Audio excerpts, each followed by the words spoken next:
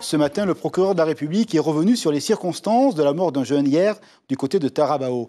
D'après les premiers éléments de l'enquête, la présomption de légitime défense se dessine. Malheureusement, les gendarmes, a dit Hervé Leroy, n'ont pas pu faire autrement que de faire usage de leurs pistolets. Le danger était là, une machette sous la gorge d'un des militaires. Au-delà des faits, les commentaires des citoyens disent une émotion certaine. Reportage signé Ron Poutourou avec Jérôme Lee. Ils auraient pu le tirer sur le bras ou sur le pied pour l'empêcher d'évoluer plus. Le tuer, je trouve que c'est un peu gros. On a recruté quelqu'un qui n'était pas compétent. Ils doivent savoir maîtriser la personne, mais là, ils n'ont même pas pu maîtriser la personne. Sur les antennes radio, c'est l'incompréhension et la colère 24 heures après les tirs mortels des gendarmes sur ce jeune de 30 ans. Pour le parquet, après audition des 2 militaires hier, le scénario s'oriente vers un fait de légitime défense.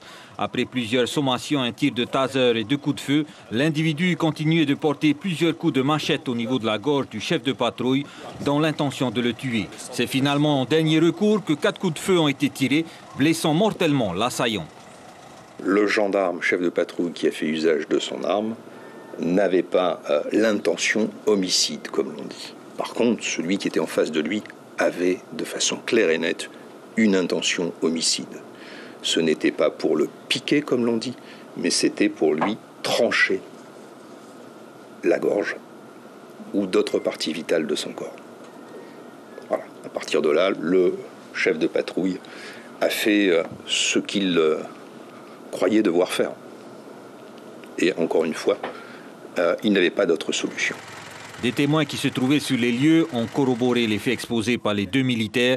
Pour l'instant, leurs gardes à vue ont été prolongés avec une deuxième enquête ouverte du chef de violence mortelle par arme, en plus de celle pour homicide volontaire. Et au-delà des 2 gendarmes en question, je crois pouvoir le dire, toute la communauté des gendarmes en Polynésie française, voire en métropole, c'est jamais pour un gendarme, si vous voulez, satisfaisant de sortir son arme de service, son arme à feu, pour neutraliser une personne qui est sur le point d'attenter à sa vie. Au Fénois, ce n'est pas la première fois qu'une personne succombe au tir d'un gendarme.